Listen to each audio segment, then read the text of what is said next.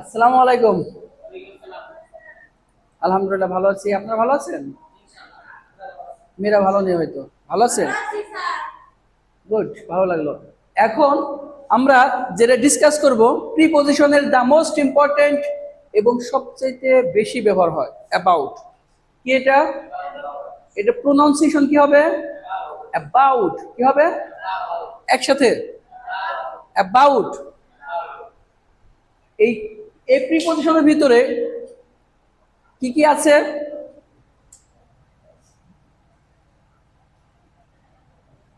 বিষয়। আর কি কি আছে? উপলক্ষ আছে। আর কি আছে? বিষয়, উপলক্ষ।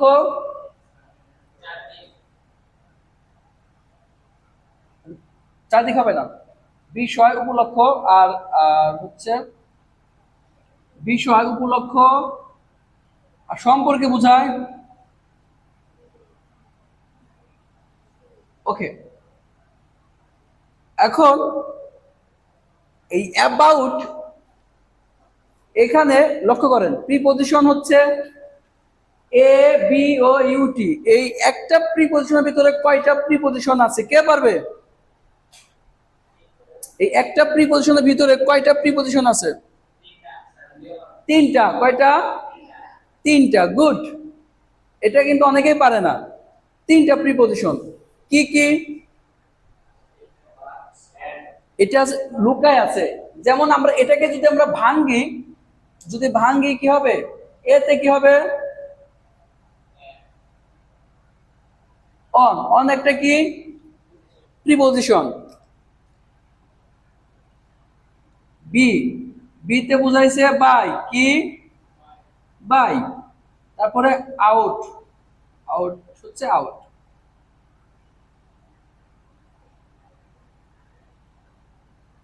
তাহলে এখানে তিনটা প্রিপজিশন মিলে একটা প্রিপজিশন, যার অর্থ হচ্ছে কি? সম্পর্কে, বিষয়ে, উপলক্ষ, এগুলাই তো বোঝায়, রাইট? এগুলো হচ্ছে বিষয় বোঝায়। কি কি বোঝায়? বিষয়, উপলক্ষ, তারপরে হচ্ছে সম্পর্কে, আবার অনেক সময় চারিদিকেও বোঝায়। ঠিক আছে? আচ্ছা, তারপরে হচ্ছে আবার আরেকটা জিনিস বোঝায়, এটা প্রায়। প্রায় বোঝায়। তাহলে বিষয়, উপলক্ষ, সম্পর্কে বা প্রায়। আচ্ছা, এখন কথা হচ্ছে এখানে অন আছে, অন থেকে এখানে কি না হয়েছে? ও। অন থেকে এ, বাই থেকে বি, তারপর out. On by out.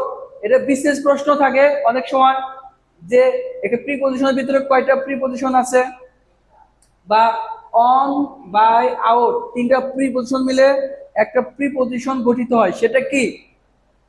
About. ঠিক আছে? আমরা এখন এগুলার কি করব? এখন বিষয়, বিষয় নিয়ে কি হতে পারে কে পারবে?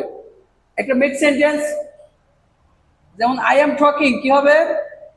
I am I am talking about, about the subject. Subject মানে কি? বিষয়। আমি এই সাবজেক্ট নিয়ে আলোচনা করছি বা আমি কথা বলছি। I am talking, I am talking about the subject অথবা ম্যাটার। আমি এই বিষয়টি নিয়ে কথা বলছি। ক্লিয়ার বিষয়টা? তাহলে এখানে কি হবে? এখানে অ্যাবাউটের পরে সাবজেক্ট থাকতে পারে অথবা ম্যাটার থাকতে পারে। সেক্ষেত্রে আমরা কি লিখবো? অ্যাবাউট। আচ্ছা, তারপরে কি আছে? উপলক্ষ আছে। উপলক্ষ। আচ্ছা, উপলক্ষটা কি হতে পারে? যেমন রহিম, রহিম ইজ ডিসকাসিং, মানে আলোচনা করতেছে। ডিসকাসিং মানে কি? DIS, discussing, double S ING. Okay. Rahim is discussing about his business, about his business, about his business. এখানে জায়গা হলো না। ঠিক আছে? আচ্ছা, তাহলে রহিম তার বিজনেস সম্পর্কে আলোচনা করছে, ঠিক আছে। আচ্ছা, এখানে এরপরে কি আছে? সম্পর্কে আরো আছে প্রায়। কি আছে? প্রায় লেখেন। প্রায় অর্থেও কিন্তু ব্যবহার হয়, ঠিক আছে, সম্পর্কে প্রায়। আচ্ছা, আমি এই সম্পর্কে আমি কথা বলছি, যেমন আমি এখন কথা বলছি প্রিপজিশন সম্পর্কে, তাই না? সেই ক্ষেত্রে কি হবে? সম্পর্কে যদি হয় তাহলে আই অ্যাম অথবা দ্য টিচার, শিক্ষক পড়াচ্ছেন, the teacher, the the English teacher দেই। আচ্ছা, এটা সুন্দর হবে। The English teacher is teaching about preposition.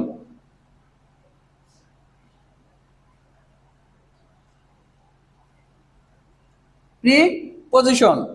আচ্ছা, তাহলে দা ইংলিশ টিচার, এখানে টিচার লেখি নাই। আচ্ছা, টিচার, ইংলিশ টিচার, এখানে তীর চিহ্ন দিয়ে দিলাম, ঠিক আছে। The English teacher is teaching about preposition, তার মানে শিক্ষক প্রিপজিশন নিয়ে কি পড়াচ্ছেন। এখন প্রায়, প্রায় অর্থে, যেমন এই স্কুলে, আলহাজ আব্দুল রশিদ মডেল স্কুলে কতজন শিক্ষার্থী আছে? প্রশ্ন থাকতে পারে না? How much students in Alhaj Rashid model school. তাহলে অ্যান্সার হবে কি? ইজ দেয়ার ইজ কি হবে? There is about, there is about 500 students. Okay, তাহলে এই যে এইখানে সংখ্যার আগে কি হলো? এটা প্রায় অর্থে আমরা ব্যবহার করলাম, কি? প্রায় অথবা কাছাকাছি একদম। এখানে there is about 500 students in Alhaj Rashid model school. আপনারা চাইলে এখানে বাড়াই দিতে পারেন, in Alhaj, Alhaj Rashid model school.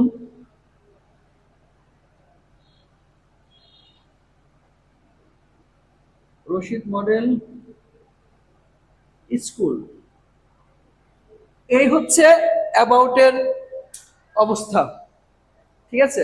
এখন অ্যাবাউট সম্পর্কে কার কোনো প্রশ্ন আছে? আছে কি না? গুড। তাহলে আপনারা এখন নোট করেন। প্রশ্ন আছে? You have a question, now tell me. হ্যাঁ, এ থেকে অন হয়েছে কিভাবে? এটা হচ্ছে গ্রামার বিদরা জানে যে এখানে এ, এখানে এ থেকে অন না, অন থেকে এ হয়েছে। ক্লিয়ার? অন থেকে কি এ হয়েছে, তারপরে এখানে কি আছে? বাই আছে, এখানে বাই থেকে বি হয়েছে।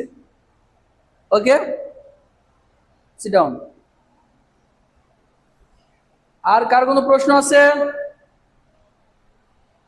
আপনারা শুধু মনে রাখবেন তিনটা প্রিপজিশনের মালিককে অ্যাবাউট,